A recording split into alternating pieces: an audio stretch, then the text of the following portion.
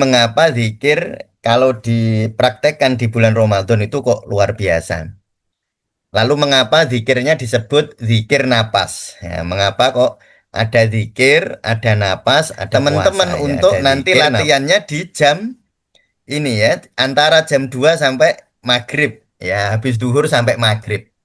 Ini yang nanti selalu saya ulang-ulang di antara jam ini yaitu saat perut kosong teman-teman nanti melakukan zikir nafas puasa. Nah, yaitu di hari pertama sampai ketujuh yang kita praktekkan nanti kita akan zikir nafas jas.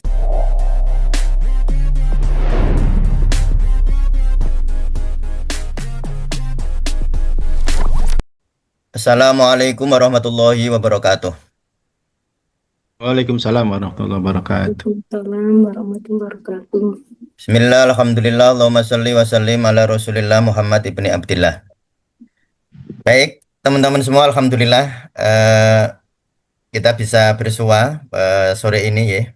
Nanti ini sudah saya rekam, insya Allah nanti setelah selesai kita Zoom nanti beberapa jam kemudian akan kami share di YouTube sehingga teman-teman bisa mengulang kembali ya. Ya baik, saya akan langsung saja ya. Saya akan menjelaskan beberapa hal yang saya kira sangat penting bagi kita untuk memahami sebelum kita praktek 21 hari zikir nafas puasa nanti ya. Program kita atau riadoh kita ini kita beri nama 21 hari zikir nafas puasa ya. Melampaui masalah hidup. Jadi memang di bulan Ramadan ini adalah kalau bahasa Al-Quran itu disebut tanazzalul malaikatu warruhu fiha biizni rabbihim min kulli amr ya. Jadi di bulan Ramadan ini seluruh amrnya Allah diturunkan. Sebagaimana sudah sering saya ulang di channel YouTube Tasawuf Indonesia. Jadi Allah menciptakan sesuatu itu melalui kadang-kadang al-kholqu. Al-kholqu itu menciptakan sesuatu melalui hukum sebab akibat ya. Kadang-kadang Allah menciptakan sesuatu melalui amr ya. Amr itu melalui melampaui hukum sebab akibat ya. Nah, di bulan Ramadan itu tanazzalul malaikatu warruhu fiha biizni rabbihim min kulli amr. Jadi seluruh amrnya diturunkan di Lailatul Qadar dan banyak kita maklumi bahwa Lailatul Qadar adalah sering disebut akan hadir di 10 hari terakhir di bulan Ramadan. Maka kita akan riadoh di sebelum 10 hari terakhir kita akan riadoh selama 21 hari di awal bulan Ramadan ini sampai nanti di hari ke-21 ya. Dengan harapan semoga Allah menghadiahi kita kebaikan-kebaikan amrnya Allah itu. Ya baik, saya akan menjelaskan ada 27 slide sebenarnya.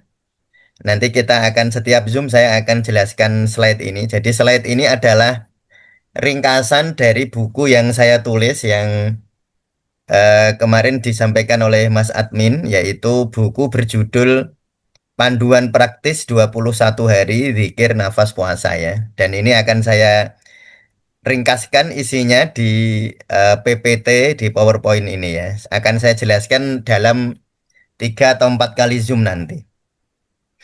Nah, sebelum kita masuk ke logika-logika spiritual ya, kita akan menjelaskan dulu logika ilmiahnya dulu. Ya, logika ilmiah, mengapa zikir itu kalau dilakukan di bulan Ramadan itu kok luar biasa?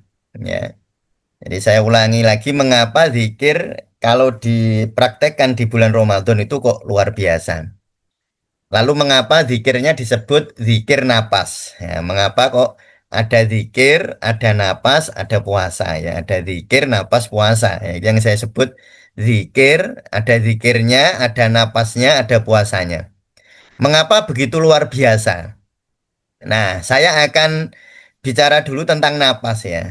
Kenapa kok zikirnya di bulan Ramadan ini kok luar biasa zikir napasnya ya. Ini saya akan jelaskan dulu pelan-pelan. Dan saya sebenarnya sudah sering sekali ya menjelaskan ini di channel YouTube Tasawuf Indonesia. Bagi teman-teman yang mengikuti secara rutin di konten-konten di Tasawuf Indonesia, saya kira sudah tidak asing lagi dengan apa yang akan saya sampaikan. Tapi mungkin ada banyak dari teman-teman yang baru mengikuti atau belum memahami sepenuhnya tentang konsep-konsep nafas yang dibahas di Tasawuf Indonesia. Jadi ceritanya begini, saya akan cerita. Sebelum saya cerita lebih lanjut, coba teman-teman pahami ya. Ini pahami dulu secara anatomi, teman-teman bisa perhatikan secara anatomi ini. Jadi ini paru-paru kita di dada ya. Di dada ini ada paru-paru.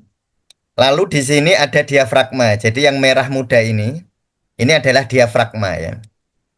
Jadi dia kayak payung begitu. Tepat di bawah diafragma ini lambung. Nah ini ya. Jadi tepat di bawah diafragma ini lambung. Nah, jadi diafragma mempunyai peran yang sangat vital di dalam pernafasan yang seharusnya demikian, harusnya ya. Jadi kalau orang bernafas, ketika dia tarik nafas lalu perut mengembang. Nah, ini nafas yang paling baik ya. Perut tarik nafas, perut mengembang, maka diafragma akan turun ke bawah. Ini saya kasih panah ini ya. Maka diafragma akan turun ke bawah. Ketika diafragma turun ke bawah, maka paru-paru yang di bawah ini, paru-paru yang distal atau paru-paru yang di bawah, itu dia punya ruang yang cukup untuk mengembang. Ya, paru-paru yang di bawah ini punya ruang cukup untuk mengembang. Efeknya adalah karena dia mengembang optimal, maka absorpsi atau penyerapan oksigen akan terjadi sangat bagus sekali karena 70% oksigen diserap oleh paru-paru bagian bawah. Nah, saya ulang ya. 70% oksigen diserap oleh paru-paru yang bagian bawah, sepertiga bawah ini. Bukan yang sepertiga atas. Jadi kalau teman-teman bernafas yang bergerak itu dadanya, apalagi dada atas ya, maka eh, yang mengembang nanti paru-paru yang bagian atas. Padahal ini penyerapannya tidak bisa optimal, tidak bisa maksimal. Maka pernafasan yang paling baik adalah pernafasan yang menggerakkan diafragma ke bawah, yaitu pernapasan perut ya. Saya ulangi lagi, yaitu pernapasan perut. Nah, coba teman-teman bayangkan sebelum saya lebih rinci. Jika orang ya pada saat lambungnya penuh ya, tekanan ke atas dari lambung penuh ini saya tulis demikian ya. Ketika ini menekan ke atas karena teman-teman kenyang atau kekenyangan lebih tepatnya ya. Sehingga lambung ini tekanannya mendesak ke atas ini. Nah, ketika mendesak ke atas, diafragma tidak bisa turun ya. Jadi ketika eh, lambung itu penuh, diafragma tidak bisa turun. Kalau diafragma tidak bisa turun, maka tidak terjadi pernafasan yang optimal tadi. Nah, itu nanti rahasianya mengapa di tasawuf Indonesia ya yang saya di gerakan 21 zikir nafas ini saya sangat menganjurkan teman-teman untuk nanti latihannya di jam ini ya antara jam 2 sampai maghrib ya habis duhur sampai maghrib. Ini yang nanti selalu saya ulang-ulang di antara jam ini yaitu saat perut kosong teman-teman nanti melakukan zikir nafas puasa yaitu dilakukan saat perut kosong itu tadi. Itu sebenarnya rahasianya atau alasan ilmiahnya begitu. Saya belum menyampaikan alasan spiritual ya. Jadi mari kita pahami dulu logika-logika ilmiahnya. Karena sekali lagi saya ingin sampaikan tasawuf Indonesia mengembangkan pemahaman tasawuf melalui logika-logika ilmiah ya. Saya tidak mengatakan bahwa logika yang tidak ilmiah itu salah, tidak, tetapi kita mengambil pilihan bahwa tasawuf Indonesia mengembangkan teknik-teknik tasawuf yang bisa dinalar secara ilmiah ya. Misalnya sholat itu mengapa mengobati, lalu mengapa zakat itu mengobati dan itu dinalar secara ilmiah. Jadi ada sebuah konsep yang namanya religio psikoneuroimunologi ya, hubungan antara religio yaitu agama, psikis atau jiwa, neuro saraf, imunologi kekebalan tubuh. Nah, ada konsep semacam itu yang dikembangkan di tasawuf Indonesia. Nanti mungkin teman-teman yang mengikuti program 200 jam praktisi tasawuf yang insya Allah nanti bulan Maret akan kita mulai ya, angkatan ketiga. Jadi program 200 jam terapi tasawuf, praktisi tasawuf ya, pendidikan 200 jam praktisi tasawuf. Nanti akan membahas itu secara sangat dalam. Sehingga teman-teman bisa memahami mengapa sholat itu kok punya efek pengobatan, mengapa zakat punya efek pengobatan, mengapa puasa punya efek pengobatan. Sebenarnya bukan hanya pengobatan ya. Bagaimana cara kita melampaui masalah begitu. Sebenarnya bukan hanya di pengobatannya, tetapi bagaimana melampaui masalah. Nah, baik, saya kembali lagi ke sini. Nah, jadi diafragma ini ya, teman-teman, punya peran vital di dalam proses pernafasan ya. Ini adalah otot utama, dia bentuknya kayak kubah ya, memisahkan rongga dada so, ya. Di sini ada jantung, ada paru, lalu ada jantung sebenarnya di sini. Dan rongga perut ya. Nah, kalau di sini liver ya. Kalau yang di kanan ini liver, yang di kiri ini lambung. Nah, mekanisme kerjanya saat menarik nafas diafragma mendatar ke bawah. Artinya diafragmanya langsung turun ya. Ini saat bernafas seharusnya ya. Itu seharusnya. Cuma kalau teman-teman terlalu kenyang atau sering kenyang, ya nafas perutnya jadi susah ya. Kalau nafas perutnya susah, oksigennya jadi sedikit. Kalau oksigen jadi sedikit, jadi gampang stres gitu. Kalau gampang stres, masalahnya nambah. Nah, itu urutan-urutan ya, urutan logikanya. Jadi kalau orang kekenyangan, tidak bisa bernafas optimal. Kalau nggak bisa nafas optimal, oksigennya kurang. Kalau oksigennya kurang, jadi gampang stres. Karena kebutuhan paling, organ yang paling banyak membutuhkan oksigen itu otak. Jadi kalau orang nafasnya nggak bener, ya nafasnya kurang optimal, gampang stres dia. Kalau gampang stres, masalahnya nambah. Ya kalau bahasa-bahasa awam bisa disebut nanti auranya jadi buruk gitu. Jadi kalau saya sering dimintai tolong memperbaiki aura, saya jawabnya ya paling bagus dan paling enak, paling sederhana ya dengan napas ya, memperbaiki aura itu. Jadi kalau teman-teman sedang mendapatkan masalah itu ngumpul banyak sekali kok masalah ini tumpuk-tumpuk gitu. Ini bagaimana penyelesaiannya? Jadi perlu teman-teman pahami bahwa penyelesaian masalah di dalam tasawuf itu bukan menghilangkan masalahnya. Ya. Jadi fokusnya bukan menghilangkan masalah, tetapi memperluas kapasitas. Jadi kalau teman-teman punya meja di kamar itu sumpek bukan menghilangkan meja yang ada di kamar, tetapi memperluas kamarnya. Nah, itu konsep tasawuf ya. Jadi bukan menghilangkan masalahnya. Saya kira yang sering mengikuti tasawuf Indonesia, yang setiap hari Ahad saya dengan Kak Ami saya bicara tentang penyelesaian masalah cara tasawuf, sebenarnya intisarinya demikian. Jadi bukan menyelesaikan masalah, bukan, tetapi memperluas kapasitas. Kalau bahasa Al-Quran, alam nasroh laka sodrok baru wawadokna angka wizrok. Bukankah telah aku lapangkan dadamu, lalu aku angkat beban-beban hidupmu. Atau doa Nabi Musa, Robbisroh li sodri baru wayasirli amri. Itu doa Nabi Musa ya. Robbisroh li, ya Allah lapangkan dadaku, wayasirli amri, lalu mudahkan urusanku. Dan itu rumusnya lapang dada. Dan lapang dada secara biologi, secara medis, secara mekanika pernafasan, lapang dada ya dengan nafas tadi. Dengan menggerakkan diafragma turun ke bawah. Diafragma baru mau turun ke bawah jika lambungnya kosong. Maka puasa adalah cara yang sangat baik untuk melampaui masalah. Nah, gitu ya. Nah, hambatan utama, nah kalau orang bernafas, lambung penuh karena makan berlebihan. Ini lambung ini saya gambar, di gambar ini terlalu besar. Sebenarnya lambung itu besarnya ya paling hanya sebesar sekepalan tangan kita. Tetapi kalau kita makan satu piring tambah gorengan tiga tambah teh satu gelas itu penuh dia. Nah kalau penuh diafragma mau turunnya susah itu. Sehingga nafas jadi dangkal. Ya saya ulang lagi jadi nafasnya jadi dangkal. Kalau nafasnya dangkal tidak optimal lagi tadi penyerapan oksigennya gitu ya. Nah ini pentingnya ya logika logika kedokteran ya atau logika biologi atau logika fisiologi. Mengapa puasa itu luar biasa? Jadi mungkin teman-teman sudah biasa kalau saya nulis di buku Kemarin Mas admin yang ditawarkan itu apa namanya? Puasa obat dahsyat.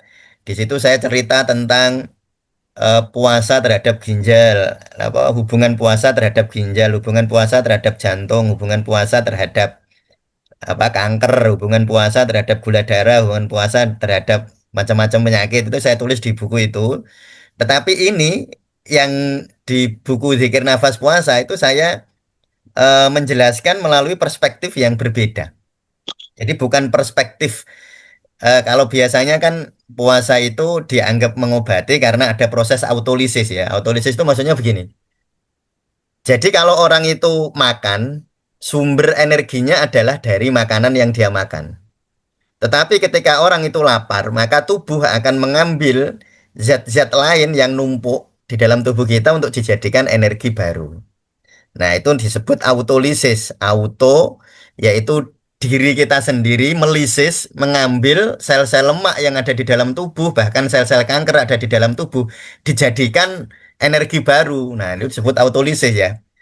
Tetapi di Zikir Nafas 21 hari Zikir Nafas puasa ini, saya menjelaskan dari perspektif yang berbeda, yaitu dari perspektif pernapasan ya. Ya, karena judulnya Zikir Nafas Puasa. Ini perspektifnya adalah perspektif pernafasan. Nah, ini teman-teman bisa lihat ya, teman-teman bisa lihat keajaiban medis saat puasa ya, saat perut kosong ya. Terutama perut kosong itu kapan Ustadz? Perut kosong itu 6 jam setelah makan. Ya, jadi saya ulang ya, perut kosong itu 6 jam setelah makan sebenarnya. Jadi kalau orang itu misalnya sahur nanti ya, kita sahur jam 4 seperempat sampai imsak nih misalnya ya, sampai imsak jam 4 seperempat. Nah, berarti perut kosong itu jam 10 seperempat. Saya ulang ya. Jadi kalau kita makan sahur terakhir ya, terakhir makan sahur jam 4 seperempat, maka tuh perut kosong atau lebih tepatnya lambung kosong ya. Lambung kosong itu di jam 10 seperempat ya, di jam 10 seperempat. Nah, akan sangat kosong setelah duhur. Nah, itu sangat kosong. Sehingga zikirnya sangat bagus setelah duhur. Zikirnya. Nah, nanti saya sudah membuat tutorial untuk hari pertama dan hari kedua. Nanti insya Allah hari ini akan bisa teman-teman lihat ya. Sudah saya upload. Nanti tinggal membagi ke teman-teman tutorial hari pertama dan hari kedua ya. Nah nanti eh, kan baru nanti malam pemerintah menentukan kapan puasanya. Tapi bagi teman-teman yang mungkin mengikuti ormas tertentu lalu puasanya besok sudah bisa langsung praktek besok. Tapi teman-teman yang nanti ternyata jika ternyata puasanya hari Kamis ya, tidak besok nanti teman-teman mempraktekannya di hari Kamis dan Jumat. Tapi teman-teman yang puasa besok berarti Rabu dan Kamis itu tutorialnya sudah saya bagi ya. Nanti insya Allah saya share di grup ya tentang bagaimana mempraktekannya. Nah, kita kembali ke teorinya. Jadi apa keajaiban medis saat orang itu puasa ya? Yaitu saat perut kosong. Oh ini gambarnya kualik ternyata. Harusnya gambarnya di bawah ini. Ya baik saya ulang ya. Ada ruang bebas saat berpuasa lambung menyusut dan memberikan ruang bebas bagi diafragma untuk bergerak maksimal. Nah ini harusnya ini di bawah ini. Ini kewalik gambarnya. Jadi ini saya ulang lagi pakai ini aja ya. Nah, jadi kalau ini kosong, maka diafragma akan bebas turun ke bawah sehingga dada jadi lapang. Nanti efeknya secara psikologis itu banyak sekali ya, Bapak Ibu ya, teman-teman semua. Kalau orang itu sering nafas perut ya, lalu dada sering lapang itu mudah memaafkan. Nggak gampang traumatik gitu. Nggak gampang trauma.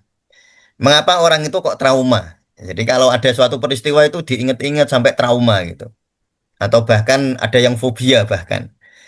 Nah, itu mengapa? Karena dia terlalu sering nafas dada. Tidak nafas dada itu disebut salah itu tidak ya. Tetapi kalau terlalu sering nafas dada, maka dada itu ruang dada jadi sempit. Dia tidak pernah longgar. Nah, itu efeknya adalah perasaan jadi terasa sempit. Jadi hidup itu jadi terasa sempit gitu. Nah, itu uniknya ya. Nah, jadi kalau orang apa napas bernapas atau bahkan zikir nafas pada saat perut kosong, maka terjadi ruang bebas ini diafragmanya bisa turun dengan bebas sehingga ruang dada ruang dada akan menjadi lebih longgar ya. Lalu efeknya oksigenasinya jadi maksimal ya teman-teman. Gerakan diafragma yang dalam meningkatkan volume udara atau tidal namanya kalau dalam bahasa medis ya. Dan suplai oksigen ke darah jadi banyak. Nah, jadi suplai oksigen ke darah jadi banyak, akan meningkatkan volume udara dan suplai oksigen ke darah ya. Jadi nanti oksigennya jadi banyak. Oksigenasi itu maksudnya masuknya banyaknya oksigen di dalam darah. Nah, itu namanya oksigenasi. Lalu terjadi regenerasi sel karena pasokan oksigennya banyak melimpah mempercepat regenerasi sel dan terjadi pembakaran lemak menjadi energi. Nah, jadi ini terjadi regenerasi. Regenerasi itu sel yang rusak diganti. Ya, jadi sel yang mati atau yang rusak diganti menjadi sel-sel baru. Itu namanya regenerasi sel dan itu bisa dioptimalkan ya dengan cara perut kosong. Maka dulu orang-orang tua kita, orang-orang sepuh kita itu kalau punya masalah ya, kalau punya masalah itu kan terus puasa. Jadi para sesepuh itu kalau punya masalah puasa, tapi model zaman sekarang itu kayaknya agak beda. Kalau punya masalah malah cari makan. Ya itu bedanya ya. Jadi kalau orang dulu itu kalau ada masalah dia puasa. Nah sekarang karena makanan melimpah, ya. Dulu kan memang makanan itu tidak melimpah seperti sekarang. Itu kalau ada masalah puasa, prihatin ini prihatin puasa. Tapi kalau sekarang karena makanan melimpah ya warung ada di mana-mana, kafe ada di mana-mana. Jadi kalau stres, banyak masalah ya malah ngopi, masalah malah kemana gitu sambil ngemil. Akhirnya lambungnya nggak pernah kosong, lambungnya penuh, nafasnya jadi tidak optimal, tambah stres. Nah, nanti kalau bahasa lebih teknis, saraf vagusnya atau saraf parasimpatis jadi tidak aktif. Yang aktif nanti saraf simpatis terus ya, saraf adrenalinnya yang nambah terus. Nanti efeknya jadi emosian ya, jadi gampang marah, jadi akhirnya masalahnya jadi tambah banyak ya. Nah, itu adalah alasan ya, alasan mekanika atau mekanisme alasan mengapa puasa itu saat apa namanya saat perut kosong itu sangat baik kita berpuasa. Nah, nanti di hari pertama ya, teman-teman ya. Saya akan masuk ke hari hari pertama. Ini protokol 21 hari apa perjalanan transformasi diri. Ya, ini saya jelaskan. Nah, hari pertama nanti, ya ini ya, di tutorial yang sudah saya bagikan, yang sudah saya upload ya. Nanti teman-teman bisa bisa lihat ya nanti di channel YouTube. Nanti saya bagi juga linknya ke grup ini ya.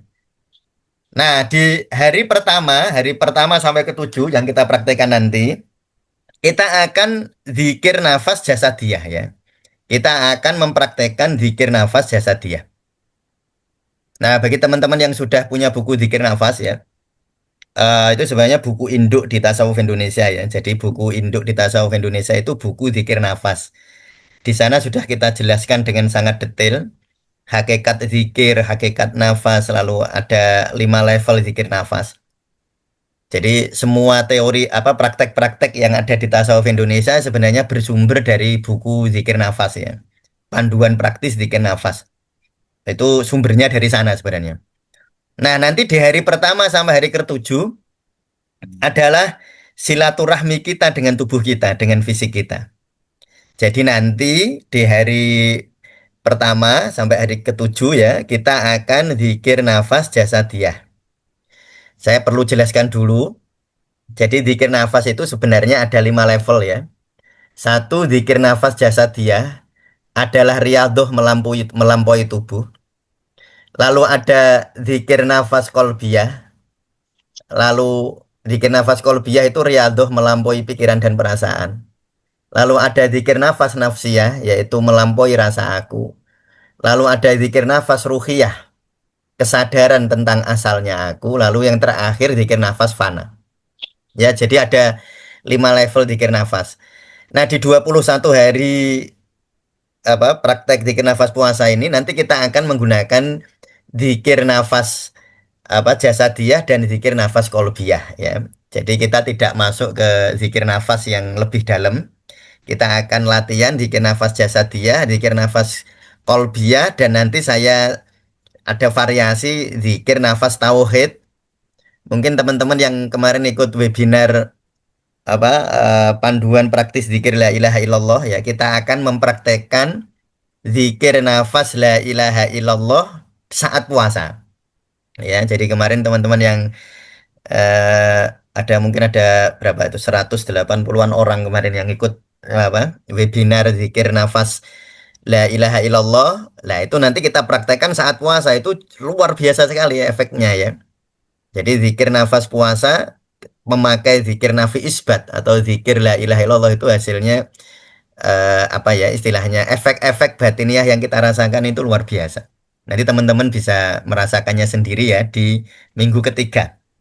Nah, di minggu pertama ini saya apa namanya di minggu pertama ini kita sedang kita latihan zikir nafas jasadiyah. Nah, zikir nafas jasadiyah ada 3 level ya. Teman-teman bisa catat ya. Bisa dicatat. Yang kemarin tadi sudah saya share ya di grup ini tentang tabel. Ya, tabel ini ya tentang tabel Riyadhah Zikir Nafas. Jadi hari pertama, hari kedua, hari ketiga, hari keempat sampai hari ke-21 ini sudah saya bagi di grup. Nanti teman-teman di print nanti ya kalau nggak di print juga nggak apa-apa sebenarnya. Cuma kalau di print itu lebih gampang bacanya. Nanti teman-teman lihat termasuk indikatornya. Jadi zikir nafas puasa minggu pertama itu apa saja nanti yang indikator apa namanya hasilnya itu bisa dilihat dari apanya gitu. Itu sudah saya bagi ya teman-teman ya. Nah, teman-teman boleh nanya ya di grup, silahkan teman-teman boleh nanya.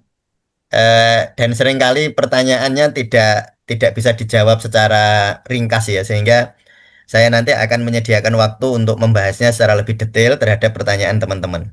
Ya, ya baik. Jadi di fase 1 yaitu hari pertama sampai hari ke-7 kita akan zikir nafas jasadiyah level 1. Jadi zikir nafas jasadiyah ada 3 ya. Bisa dicatat ya. Zikir nafas jasadiyah level 1, zikir nafas jasadiyah level 2, dan zikir nafas jasadiyah level 3. Jadi ada 3 level ya zikir nafas jasadiyah itu. Zikir nafas jasadiyah level 1 itu yang paling sederhana. Nah, paling sederhana yaitu menyadari nafas. Menyadari nafas masuk, menyadari nafas keluar ya. Saya ulangi lagi. Menyadari nafas masuk, menyadari nafas keluar. Itu zikir nafas level 1. Nanti di hari pertama dan kedua kita latihan zikir nafas level 1. Nafas masuk sadari, nafas keluar sadari. 15 menit ya, nanti sesuai dengan tutorial yang ada. Nah, teman-teman bisa dengarkan, nanti teman-teman bisa praktekkan nanti saat puasa. Sebelum puasa nih dipraktekkan juga boleh, nggak masalah ya. Sebelum puasa dipraktekkan juga boleh. Nanti di hari ketiga sampai hari keempat kita zikir nafas jasadiyah level 2. Jadi zikir nafas jasadiyah level 2 adalah menyadari aliran nafas. Jadi kalau teman-teman membaca di tabel yang saya bagikan ya. Jadi di hari pertama zikir nafas jasadiyah level 1. Di hari kedua zikir nafas jasadiyah level 1. Hari ketiga zikir nafas jasadiyah level 2. Hari keempat zikir nafas jasadiyah level 2. Hari kelima zikir nafas jasadiyah level kedua.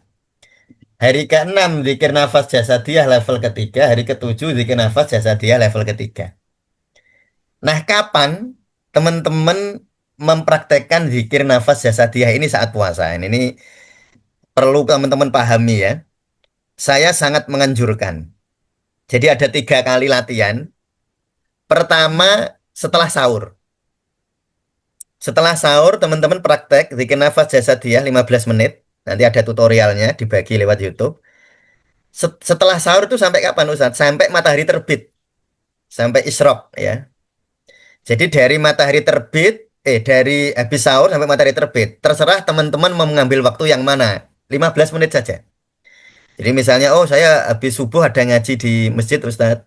Saya nanti prakteknya setengah 6, boleh silahkan. Atau habis saya sahurnya sampai setengah 4 Ustadz sahurnya. Saya habis sahur langsung praktek, boleh. Atau habis sholat subuh, boleh. 15 menit ya. Jadi waktunya antara sahur sampai matahari terbit. itu sangat saya anjurkan, tidak saya wajibkan ya. Lalu praktek yang kedua, saat perut kosong, yaitu habis zuhur sampai maghrib. Saya menganjurkan jam 16. Ya, jam kayak gini ini saya anjurkannya begitu. Nah, praktek saat perut kosong ini saya wajibkan. Nah, ini sebenarnya kuncinya, yaitu zikir saat perut kosong. Lalu yang ketiga adalah dipraktekkan menjelang tidur, saat mau tidur. Jadi ada 3 kali praktek. Satu setelah sahur sampai matahari terbit. Dua saat perut kosong, yaitu habis zuhur sampai maghrib. Nanti setelah teman-teman ngambil waktunya terserah. Lalu menjelang tidur. Menjelang tidur saya anjurkan. Setelah sahur sangat saya anjurkan. Pada saat perut kosong, yaitu antara zuhur sampai maghrib, saya wajibkan. Nah, itu ya. Jadi kalau bisa tiga-tiganya luar biasa. Kalau bisa praktek 3 kali pagi, lalu sore, lalu malam, itu luar biasa. Kalau nggak bisa ya pagi sama sore. Kalau nggak bisa ya sore. Nah, ya semoga bisa. Masa nggak bisa? Ya itu. Mengapa sore itu kok saya wajibkan ya? Ya artinya saya wajibkan ya. Teman-teman nggak usah takut juga. Saya wajibkan mau nanti kalau nggak mau dihukum nggak juga. Ini saya hanya menekankan mengapa kok sore itu saya betul-betul tekankan. Karena itu adalah saat perut kosong. Dan saat perut kosong yang terjadi semacam itu tadi. Nah, nanti akan saya jelaskan landasan spiritualnya ya. Jadi nanti akan saya jelaskan landasan spiritualnya. Insya Allah di pertemuan-pertemuan yang akan datang barangkali kalau nanti ada waktu juga akan saya jelaskan. Yang jelas ada 3, sekali lagi ya saya pengen mengulang-ulang ini. Karena banyak pertanyaan ke chat pribadi saya. Nanti latihannya setiap apa Ustadz? Nanti kalau kita nggak bisa gimana? Jadi begini ya teman-teman ya, latihan ini kan nggak harus bareng. Teman-teman silahkan mengambil waktu yang paling nyaman. Audio tutorialnya akan dibagi. Nanti latihannya 15 menit sampai 25 menit. Silahkan teman-teman mencari waktu yang paling tepat. Yang jelas ada 3 waktu tadi. Antara sahur sampai matahari terbit, sangat saya anjurkan. Sebelum tidur saya anjurkan. Dan yang saya wajibkan adalah saat perut kosong tadi. Antara jam 12 siang sampai jam maghrib sampai buka puasa. Itu saya wajibkan. Sebab itu kan kalau nggak Ramadan kan nggak bisa kecuali yang sering puasa ya. Kalau habis maghrib, menjelang tidur kita nanti setelah Ramadan bisa. Pagi kita bisa juga. Tetapi ini kesempatan emas teman-teman ya. Kesempatan emas kita karena di bulan Ramadan ini kita sudah biasa puasa. Lalu jika zikirnya kita lakukan di saat perut kosong maka tadi ya. Jadi zikir nafas di apa namanya di hari pertama sampai hari ke-7 adalah zikir nafas jasadiyah. Ada 3 level. Hari pertama dan yang kedua zikir nafas jasadiyah level 1.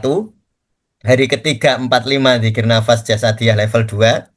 Hari ke-6 dan ke-7 zikir nafas jasadiyah level 3. Nah, saya akan jelaskan tiga-tiganya ini. Semoga nanti teman-teman bisa memahami. Nanti di tutorial saya jelaskan, tetapi biar teman-teman sudah bisa membayangkan ya. Zikir nafas jasadiyah level 1 itu hanya ya karena ini mudah. Kalau ini nggak bisa bagaimana ini? Kalau ini paling mudah ini. Yaitu menyadari keluar masuknya nafas. Jadi waktu teman-teman tarik nafas, sadari nafas masuk lewat hidung. Keluarkan nafas, sadari nafas keluar lewat hidung ya. Cukup disadari saja. Ya, kalau itu masa nggak bisa ya, harusnya bisa lah. Nah, itu kan sangat gampang ya menyadari keluar masuknya nafas selama 15 menit nanti. Lalu yang kedua nanti di hari ketiga sampai kelima itu zikir nafas jasadiyah level 2. Level 2 itu adalah menyadari aliran nafas. Ya, saya ulangi lagi menyadari aliran nafas. Jadi nafas itu kan mengalir yang bisa kita sadari dari hidung sampai mengembangnya rongga dada sampai mengembangnya rongga perut ya.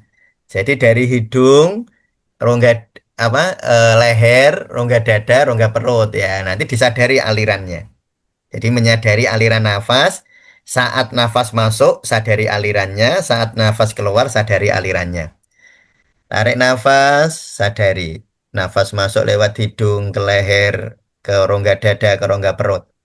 Hembuskan nafas dari rongga perut, rongga dada, leher, hidung. Disadari. Nanti di hari kelima, nanti teman-teman em, menyadari aliran nafas sampai ke ujung jari. Jadi teman-teman memvisualisasi setiap tarikan nafas, ya, nafasnya masuk ke seluruh tubuh sampai ke ujung-ujung jari tangan kaki, ya, sampai ke ujung-ujung tubuh kita ya. Lalu hembuskan nafas, nafas keluar dari ujung-ujung jari sampai ke hidung. Jadi masuk ke hidung sampai ke ujung jari, masuk dari ujung jari sampai keluar lewat hidung. Itu zikir nafas jasadiyah level 2. Jadi menyadari aliran nafas ya, menyadari aliran nafas. Nah, yang ketiga ya mungkin ini yang kalau yang pertama agak mudah saya kira ya. Ya saya melatih ribuan orang yang zikir nafas, hampir tidak ada yang nggak bisa menyadari nafas level 1 itu atau zikir nafas level 1 itu. Semuanya bisa ya menyadari nafas masuk, menyadari nafas keluar. Lalu yang kedua menyadari aliran nafas. Ya mungkin bagi sebagian orang agak kesusahan tapi tidak masalah. Nanti misalnya nggak bisa ya nggak usah marah, biasa aja dilakoni saisane gitu. Dilakukan sebisanya. Lalu yang ketiga, zikir menyadari aliran nafas yaitu zikir nafas jasadiyah level 2. Lalu yang ketiga adalah menyadari jeda antar nafas. Jadi nafas itu ada jedanya ya. Jadi antara inhalasi itu maksudnya tarik nafas ya. Jadi antara tarik nafas dan hembuskan nafas itu kan ada jeda sepersekian detik. Antara hembuskan nafas sama tarik nafas ada jeda. Jadi ada jeda penuh. Ya, jeda antar nafas, ada jeda penuh yaitu jeda antara tarik nafas dan hembuskan nafas. Ada jeda kosong, jeda antara hembuskan nafas dan tarik nafas. Nah, kalau jeda ini diperpanjang namanya tahan nafas. Ya, saya ulangi lagi ya. Kalau jeda ini diperpanjang namanya tahan nafas ya. Jadi ada tahan nafas penuh, teman-teman tarik nafas lalu tahan, lalu teman-teman baru hembuskan. Lalu tarik nafas, tahan, hembuskan. Itu namanya tahan nafas penuh ya. Pas paru-parunya penuh, kita menahan nafas. Lalu ada tahan nafas kosong. Teman-teman tarik nafas, hembuskan, tahan. Jadi menahannya setelah menghembuskan nafas, lalu baru tarik nafas. Nah, kalau jeda ini kita perpanjang namanya tahan nafas. Nah, yang kemarin saya sebenarnya berharap betul teman-teman sudah latihan kemarin di channel YouTube kita yang saya minta betul teman-teman untuk latihan tahan napas ya. Nanti dibandingkan. Jadi kemarin coba latihan tahan nafas, nanti semoga nanti saya ulang lagi, saya masuk saya share lagi di grup ini. Jadi nanti teman-teman ini sangat baik jika teman-teman mau latihan nanti bisa melihat apakah puasa itu betul-betul berefek pada diri saya. Itu nanti bisa dilihat seberapa lama teman-teman bisa tahan napasnya. Bukan masalah benar dan salah, tetapi nanti dibandingkan. Sebelum puasa, ini kan sebelum puasa ini. Teman-teman kalau jam 4 sore bisa tahan nafas berapa detik? Misalnya 40 detik. Nanti kalau setelah puasa, teman-teman tahan nafas berapa detik? Oh, misalnya jadi 60 detik. Bagus berarti. Dan hampir semua orang ya teman-teman ya. Hampir semua orang kalau pas puasa dia bisa tahan nafas lebih panjang.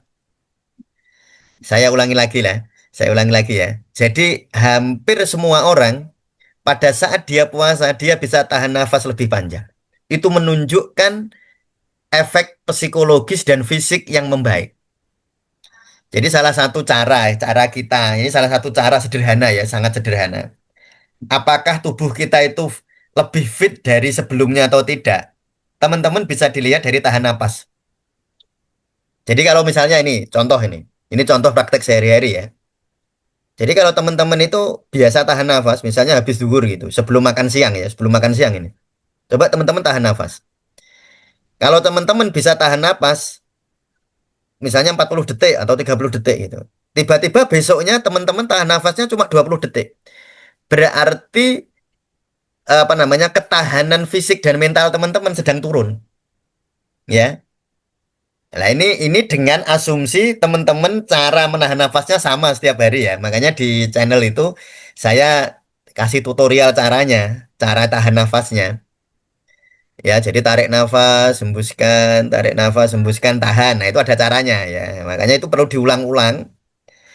Kalau teman-teman misalnya hari ini nggak puasa ya, sebelum makan siang teman-teman tahan nafas.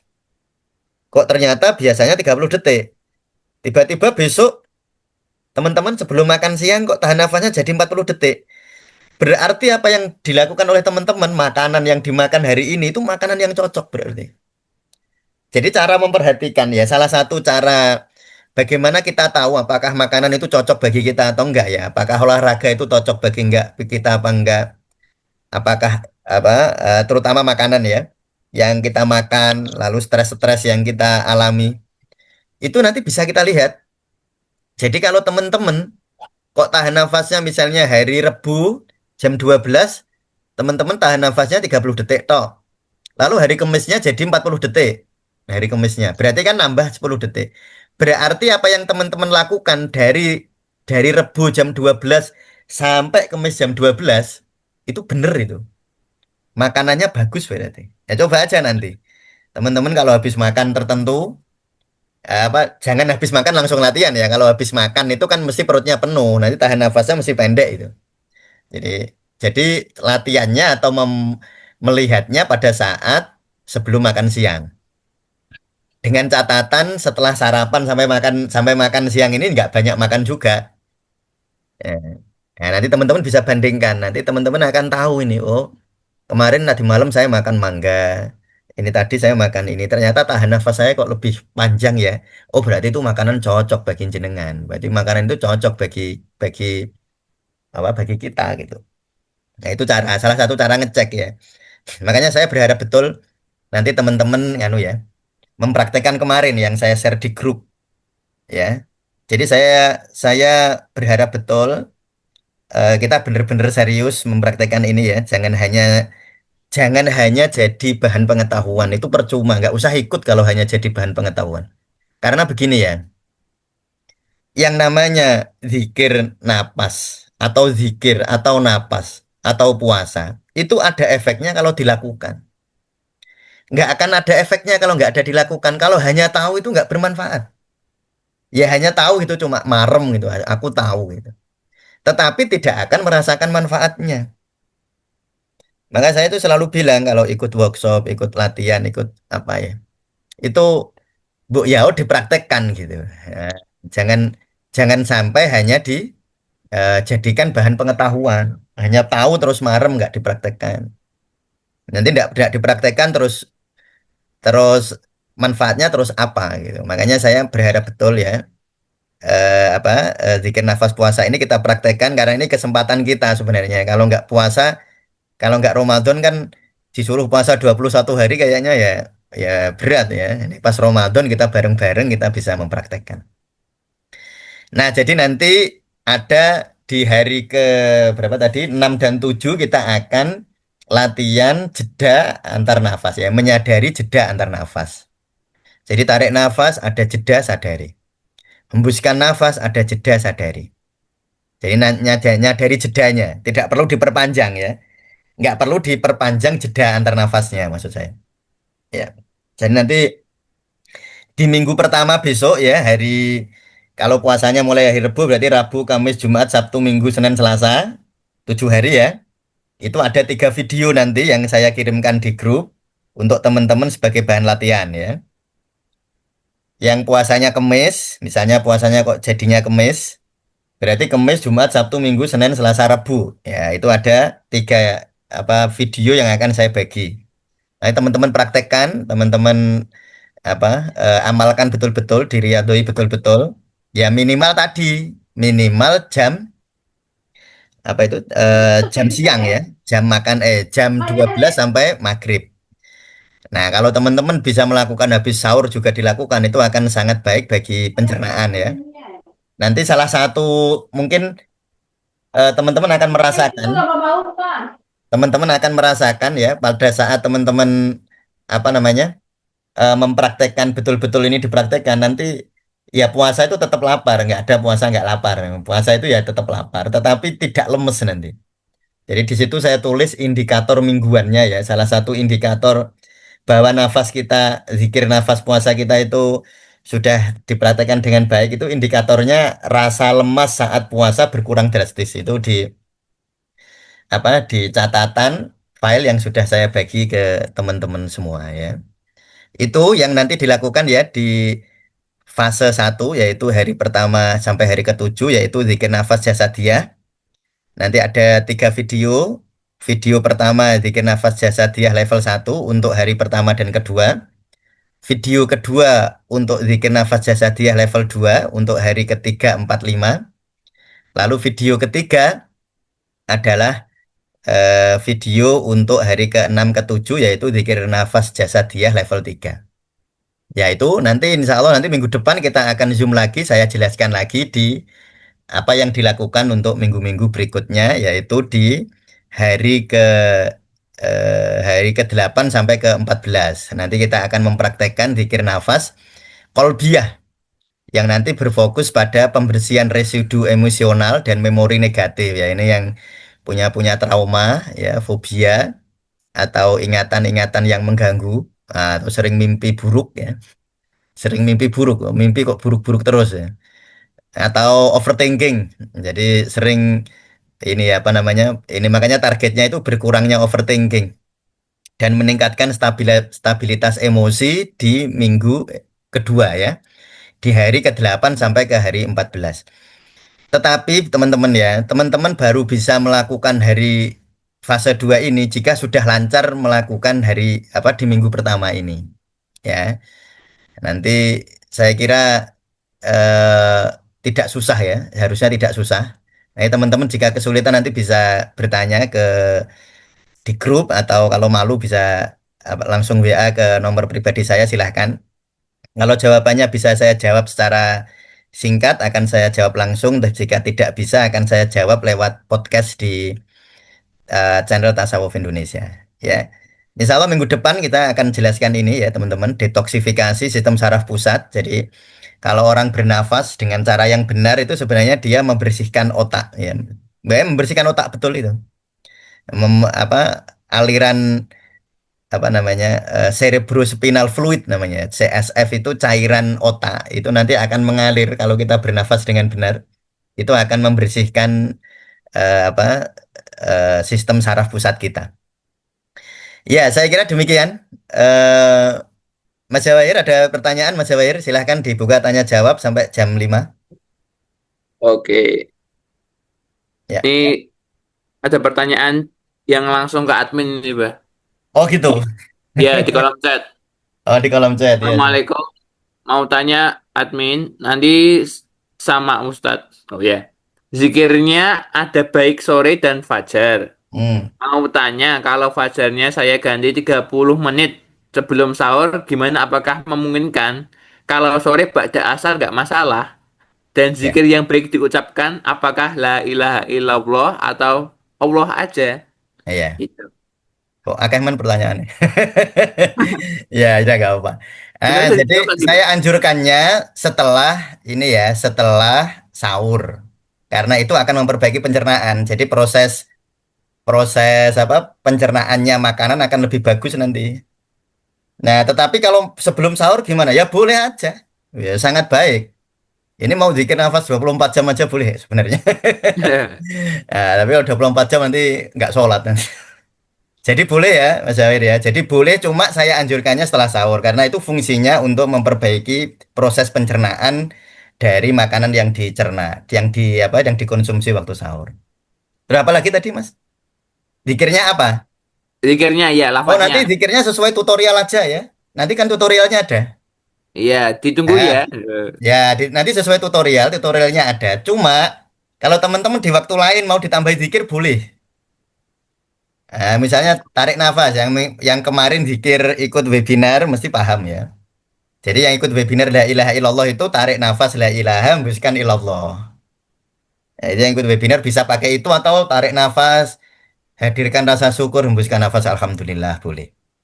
Ya, tetapi yang penting adalah yang sesuai tutorial aja nanti. Tapi di lain waktu mau ditambahi zikir yang lain boleh. Ya. Tadi yang ketiga apa, Mas? Udah dua tok sih sebenarnya. Oh, dua toh. Ya, ya. Ya udah. Ada lagi? Itu Ini Mbak ada, Tarfi ini yang angkat ngantri. tangan sekarang apa nanti, Bu? Sekarang nggak apa-apa. Oh ya, silakan. Monggo Pak Mbak. Rudi, Pak Rudi dulu. Oh, Pak Rudi, monggo Pak Rudi. Pripun ngabere?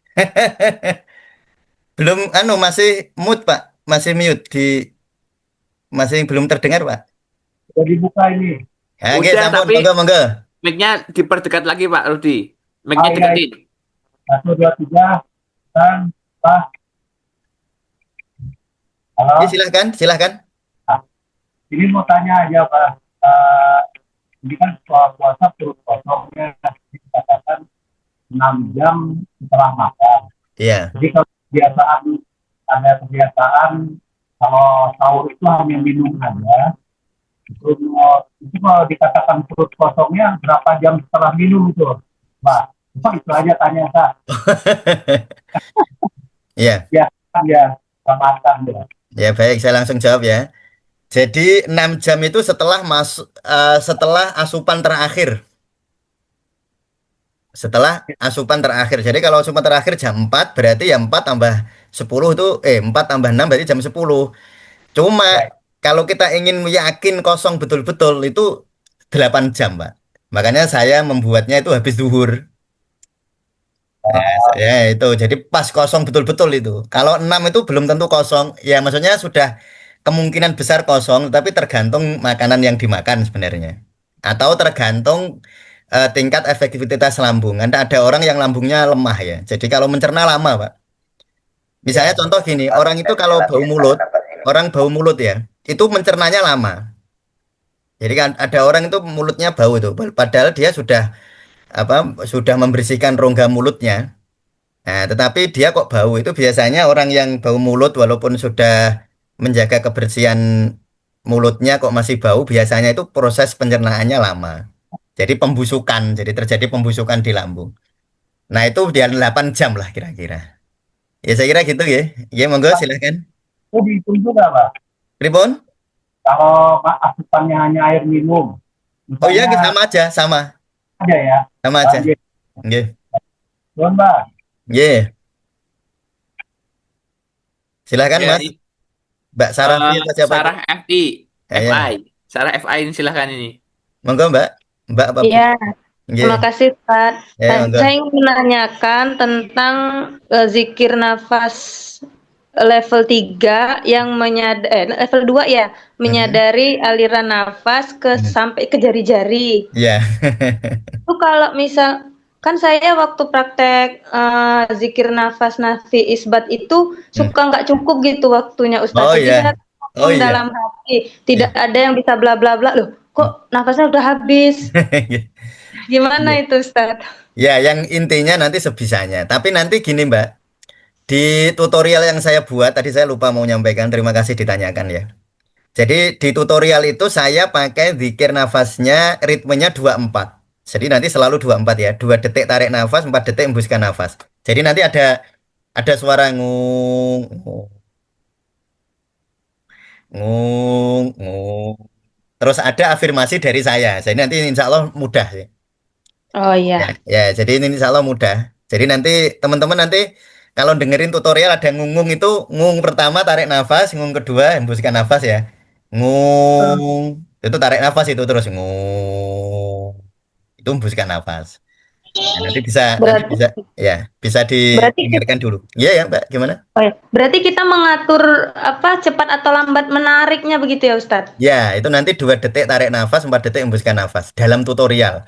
Tapi Oh misalnya iya. lalu teman-teman kepengen nggak pakai tutorial, hanya hanya sudah tahu lah, oh caranya gitu. Lalu di kantor, misalnya ya, kalau di kantor kan masa dengerin gitu kan mungkin nggak enak. Ya, nganu aja, pakai nafas, tarik nafas disadari sepanjang yang dia bisa, lalu hembuskan nafas disadari sepanjang yang dia bisa. Bisanya berarti ya Ustaz. Ya, Terima kasih. sebisanya. Ya, sama-sama. Ya, silakan Pak Yudi. Assalamualaikum Ustaz. Waalaikumsalam. Pak Ustadz, sebelumnya kan saya ikut webinar yang zikir napas itu, terus kemudian kan itu coba dipraktekkan lah. Nah, Hmm. kemarin juga saya ikut juga yang video yang eh, tutorial untuk latihannya, Pak Ustadz, yang menyadari napas itu. Iya, ya. Karena sebelumnya zikir napas itu, jadi ketika menyadari aliran udara masuk keluar itu, zikirnya tuh tetap terbawa, Ustadz, itu apa nggak masalah, Ustadz? Zikirnya tetap gimana, Pak? Terbawa. Jadi tetap saya menggunakan zikir la ilaha illallah, la ilaha illa huwa, la ilaha illa anta gitu. Nggak apa-apa, Pak. Nggak apa-apa ya. Nggak Ya karena apa-apa. sebelumnya lah mempraktekannya yang itu gitu. Iya, iya, nggak apa-apa. Ya itu Nggak nanti ke apa-apa ya. bawah gitu nggak masalah. Satu lagi Pak Ustadz, kalau Nggak, Mas. misalnya tadi yang menarik napas kemudian merasakan sampai ke seluruh organ tubuh sampai ke jari-jari, Iya, saya bantu dengan visualisasi cahaya putih masuk ke tubuh iya. saya, Hmm, kemudian masuk ke aliran-aliran ke organ-organ sampai ke jari-jari, itu hmm. nggak apa-apa Ustadz. Ya sangat baik, Pak. Jadi karena saya tidak memakai itu karena nanti banyak orang yang nggak visual sifatnya ya. Hmm. Nah, sebenarnya bagi mungkin Pak Yudi sangat orang visualis ya, sehingga kalau pakai visual nafas cahaya putih itu lebih lebih gampang membawa energinya ya. Tetapi kan banyak orang yang dia nggak visual, sehingga tutorial yang sering saya pakai itu tutorial yang netral. Tapi bagi Pak Yudi jika itu merasakan lebih lebih mudah dihayati, sangat saya anjurkan untuk pakai itu, Pak. Ya, pakai itu tidak masalah. Malah saya anjurkan kalau memang merasakan lebih lebih khusyuk di dalam zikirnya. Ya gitu, Pak Yudi. Ya, Baik Pak Ustadz, ya terima terima kasih Pak kasih. Ustadz. Ya. Sudah Mas Wahir? Pak Satu Fauzi, lagi monggo, Mbak Pak Fauzi. Fauzi.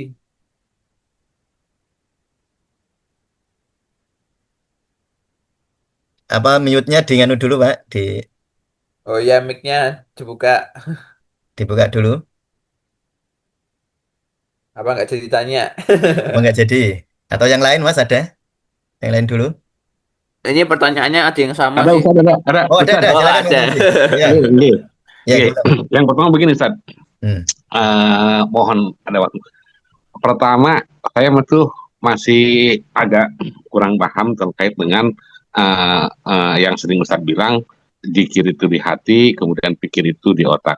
Nah, hati Ya. itu kemudian itu menjadi lokus gitu, sehingga ketika saya kemudian menarik napas, dan kemudian saya menjadikan hati saya yang di sebelah dada kiri saya itu Hmm. berada di sana, kemudian saya keluarkan berasal dari sana, kemudian keluar, Hmm. atau bagaimana Ustaz?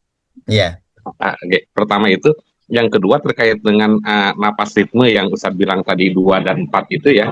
Hmm. Kalau saya misalkan menggunakan 2 dan 10 karena kemudian saya penginap diabetes Diabetes, ya. yang misalkan oleh Ustaz itu, Ya. jika sedang itu melebihi 1 jam misalkan begitu, apakah ada resikonya atau efeknya terhadap kualitas zikir saya, Ya. ataukah ada efeknya terhadap kesehatan saya, atau bagaimana Ustaz? Ya, ya. Terima kasih. Terima kasih. Jadi yang pertama tadi tentang ya kalau orang mikir itu di kepala, kalau orang zikir itu di ruang dada. Mengapa kita lalu pakai napas ya? Karena napas itu membawa kesadaran ke ruang dada. Karena kalau orang tarik nafas kan yang terasa dada yang mengembang dan perut yang mengembang.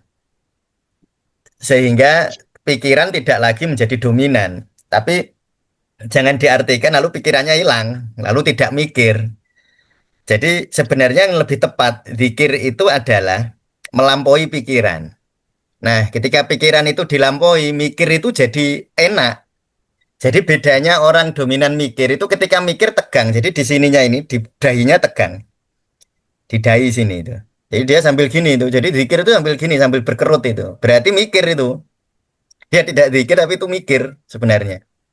Nah, tetapi kalau misalnya Pak Fauzi ini sudah zikir, sudah merasakan, lalu ada pemahaman-pemahaman, kadang-kadang itu muncul nyon sewu ya, munculnya laduni atau ilmu-ilmu ilham lah gitu. Ya, mungkin kalau bicara laduni mungkin ada yang salah paham. Jadi ilham-ilham itu muncul pada saat kita melampaui pikiran sebenarnya. Jadi kalau misalnya saya cerita pengalaman saya, Pak ya. Saya itu kalau misalnya berzikir, latihan nafas atau zikir itu, kan tiba-tiba ide muncul nulis buku, muncul apa yang harus saya lakukan itu kan saat itu sebenarnya. Itu kan artinya sebenarnya pikiran saya aktif, tetapi tidak membuat saya capek. Jadi pikiran aktif tetapi nggak capek. Kalau capek berarti pikirannya yang dominan.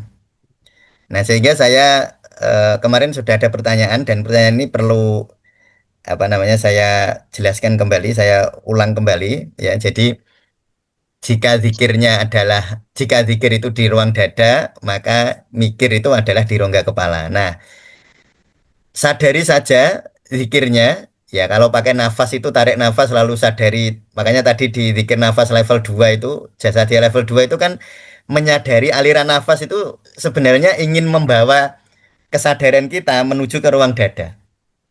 Nah, nanti setelah itu kita akan mikir, tetapi mikir itu adalah mikir yang indah, bukan mikir yang melelahkan. Gitu. Lalu yang kedua tadi tentang nafas 210 ya. Memang saya sering mengulang bahwa nafas 2 detik tarik nafas, 10 detik hembuskan nafas itu sangat baik untuk menormalkan gula ya. Ya, baik terutama bagi orang yang sering gulanya naik ya. Bikin nafas 2 detik, tarik nafasnya 2 detik, la ilahanya 2 detik, illallahnya 10 detik. Jadi la ilaha illallah 10 detik ya Pak. Nah, itu sangat bagus itu kalau nafi isbatnya. Jadi kalau Pak Fauzi ingin mengubah dari 24 menuju 210, wah, sangat baik itu. Dan tidak akan merusak ya, tidak akan merusak tubuh. Malah baik bagi Pak, menurut pengalaman saya itu sangat baik, Pak. Jadi ya pasien-pasien yang saya anjurkan seperti ini nafas 210 ya, itu apa namanya bertestimoni yang baik lah gitu. Jadi nanti kalau Pak Fauzi ingin mengubah dari 24 menuju menjadi 210 silahkan Pak. Nggak apa-apa. Menurut nanti sampai 2 jam gitu nggak apa-apa. Iya. Nggak Oke. masalah itu Pak. Oke, oke. Baik. Nanti kalau Sedikit lagi. merasa ada masalah ya WA saya aja. Oke, oke, oke. Satu lagi Ustaz gitu ya. Oke, Apakah silakan. kemudian yang level 1 itu, yang 1, 2, dan 3, dari mulai merasakan napas, menyadari napas, kemudian sampai pada jeda itu, harus berurut begitu Ustaz, terhadap tiap latihan, ataukah langsung ke Ya, merasakan jeda? saya gitu, misalkan? anjurkan yang belum pernah urut dulu. Oke. Yang sudah Oke. pernah. Tapi kalau Pak Wuju sudah sering, ya sudah, boleh dibolak-balik Pak. Oke, oke, oke. Siap, siap, Ya, siap. boleh Terima kasih Ustaz. dibolak-balik. Kalau baru latihan, ikutin prosedur. Kalau sudah sering latihan, nah, sudah kurikul ada nggak apa-apa itu. Siap, siap, siap. Terima kasih Ustaz. Nggak sesuai prosedur nggak masalah itu. Ya, Oke, oke. masih. Oke, terima kasih. Saya kira gitu ya Mas Jawir ya. Nanti teman-teman yang punya pertanyaan silahkan disampaikan di grup. Nanti kita akan jawab ya, kita akan jawab lalu nanti jawabannya akan kita share di grup karena Ya. saya ada acara ini setelah jam 17 ini. Oke. Terima kasih teman-teman semua. Saya sangat gembira sekali tadi ada 170-an yang ikut ya. Semoga bermanfaat. Cukup sekian. Assalamualaikum warahmatullahi wabarakatuh. Waalaikumsalam warahmatullahi wabarakatuh. Terima kasih Ustaz. Oke, Mohon izin sampai-sampai. Terima kasih Pak Ustaz.